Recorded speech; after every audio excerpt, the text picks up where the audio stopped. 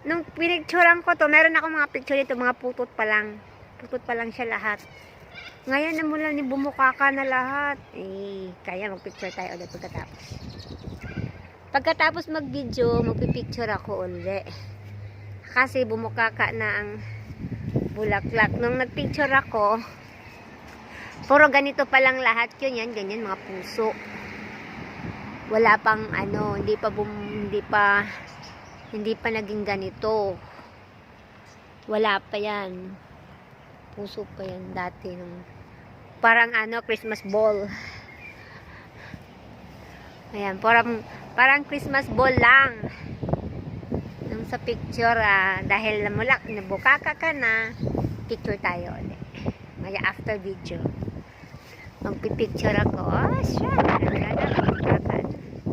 Pero kahit nung hindi siya bumukaka, yung bilog lang, yung mga puso-puso, ang ganda pa rin niya tingnan. Mukha siyang Christmas tree na, kasi punong-puno eh. Mukha siyang Christmas tree na ito yung isa namin. Sa labas ng bahay namin to. Ayan. Ayan ito din dito. Sorry. Yung picture mo ay hindi pa yun bumuka ang bulaklak, sasayaw ang reyna. Yan. Ang ganda, diba? Pero kahit naman hindi bumuka kaya, maganda pa rin pag bilog-bilog yung ganyan. Ganda pa rin tingnan. Kasi mukha siya mga Christmas ball. Yan, ang ganda, diba? Sasayaw ng cha-cha.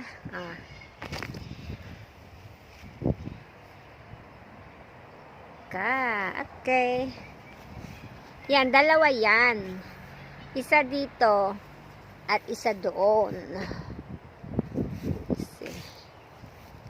Kasi malaki kasi yung namin corner. Dahil 750 square meter. Kaya pwede, dati punong-puno ng yung namin.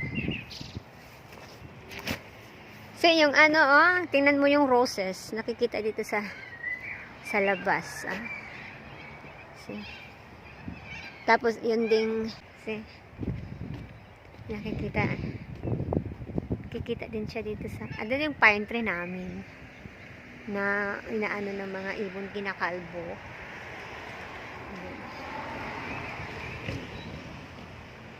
Yan yung pine.